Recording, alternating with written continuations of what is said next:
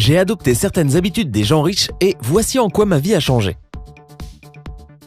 Nous rêvons tous de connaître le succès et de qui pourrait-on s'inspirer si ce n'est ceux qui ont bâti leur empire en partant de rien. Ces personnes prétendent avoir certaines habitudes qui leur ont permis d'en arriver là aujourd'hui. Eh bien, cela a attisé ma curiosité, alors j'ai décidé de tester ces habitudes moi-même durant 6 mois. J'avais des attentes assez importantes et je n'ai vraiment pas été déçu.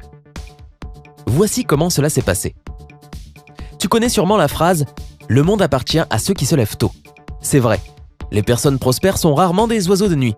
Ils vont au lit tôt et se lèvent tôt. Et c'est la première habitude que j'ai décidé d'adopter. Quand j'ai commencé cette expérience, j'étais dans une période de ma vie où j'adorais me coucher tard pour regarder mes séries et programmes préférés, jouer aux jeux vidéo et surfer sur le net. Je faisais partie de ces gens avec 5 alarmes à 10 minutes d'intervalle. Et chaque matin, je cliquais sur snooze plusieurs fois, pour chacune de ces alarmes. Donc tu comprendras certainement ma douleur si je te dis que cela a été de loin le changement le plus difficile pour moi. Mais avec beaucoup d'efforts et de bonne volonté, j'ai décidé de me lever tous les matins à la même heure et d'arriver au travail 1 heure plus tôt. Je n'aurais pas pu me mettre dans la peau d'une riche célébrité si je n'avais pas inclus à cette expérience un bracelet indicateur de fitness avec une alarme. Il observait mon rythme cardiaque et savait si je dormais encore après que j'ai éteint l'alarme. Et dans ce cas, il vibrait jusqu'à ce que je me réveille. Bien sûr, le changement n'a pas été si simple à opérer.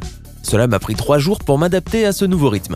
Mais à la fin de la première semaine, j'ai remarqué que je pouvais en faire beaucoup plus avant midi que je ne faisais durant toute la journée auparavant. Et 1 semaine supplémentaire a rendu l'impossible réalisable. J'ai commencé à me réveiller tôt le matin, complètement reposé et excité à l'idée de commencer une nouvelle journée. Pas trop mal pour un début, n'est-ce pas ? La prochaine étape de mon programme était de débuter un entraînement sportif chaque jour durant au moins 30 minutes. Tout le monde ne jure plus que par cela, même ceux qui ont bâti leur empire à la sueur de leur front.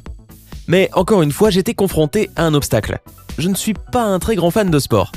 Tu sais, comme beaucoup de gens, je suis du genre à m'inscrire à la salle de sport, puis à trouver des excuses pour finalement n'y aller qu'une fois par mois. Mais j'ai décidé qu'il était temps que cela change, donc je suis de nouveau devenu membre d'une salle de sport, mais cette fois-ci, j'y allais 4 fois par semaine, et je m'y tenais.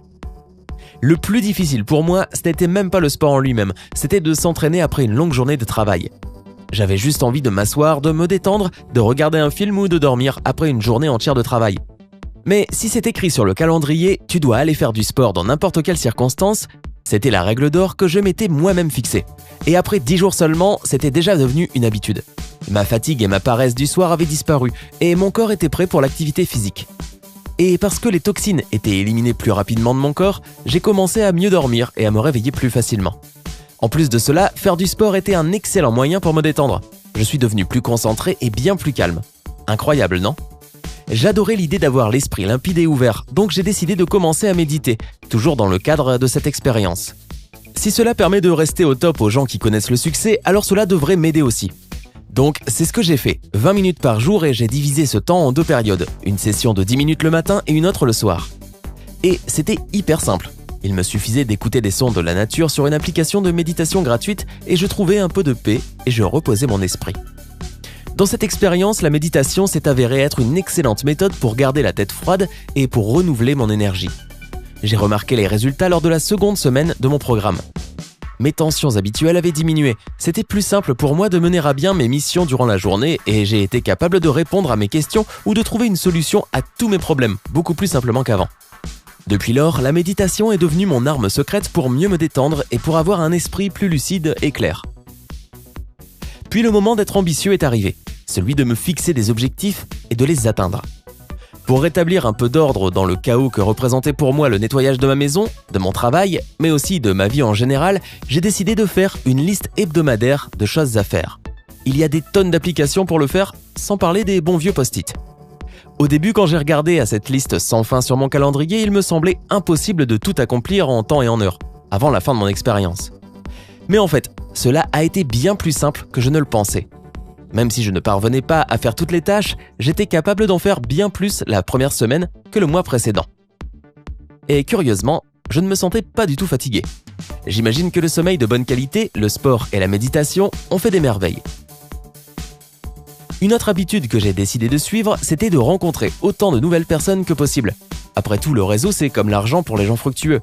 D'abord, j'ai fait une liste de toutes les personnes que je connaissais et je les ai séparées en 2 groupes.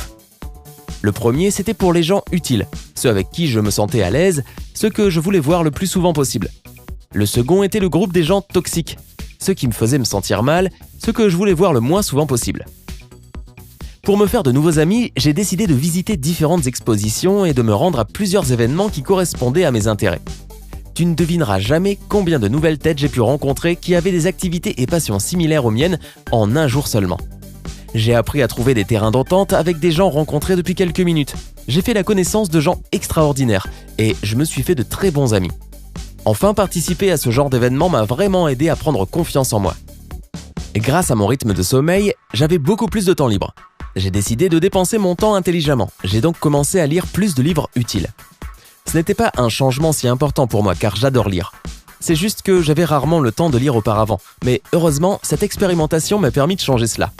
Lire pour s'amuser, c'est sympa, c'est sûr. Mais les gens futés lisent dans un but précis. C'est pourquoi mon choix s'est porté essentiellement sur les biographies, les livres de développement personnel, les livres d'histoire et la littérature professionnelle.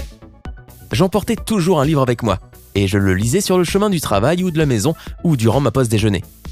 Durant ma session de sport ou lorsque je marchais, j'écoutais des livres audio ou des podcasts. En guise de résultat, dès le premier mois, j'avais terminé mon 4e livre.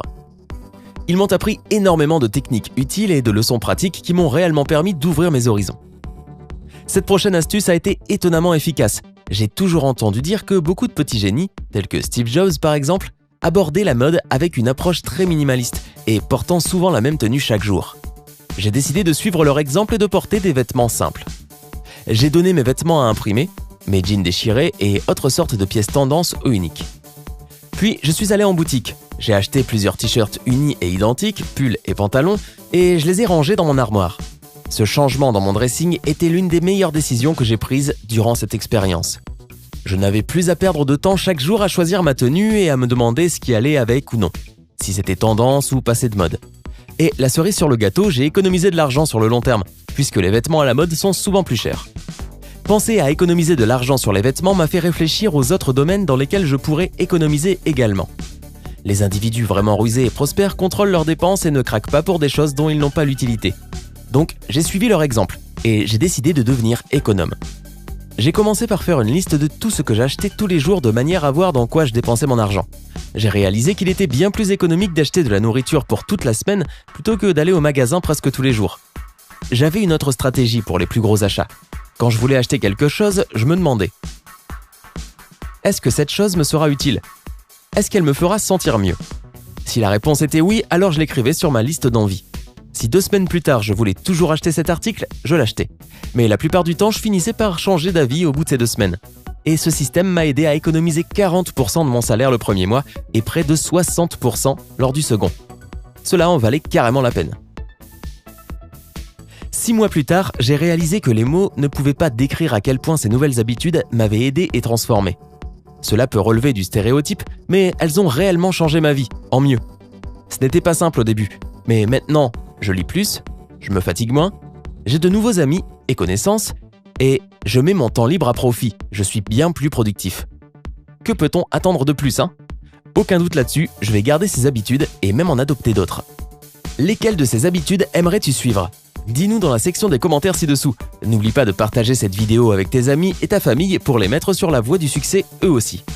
N'oublie pas de t'abonner à notre chaîne et de rester avec nous sur Sympa. À très vite.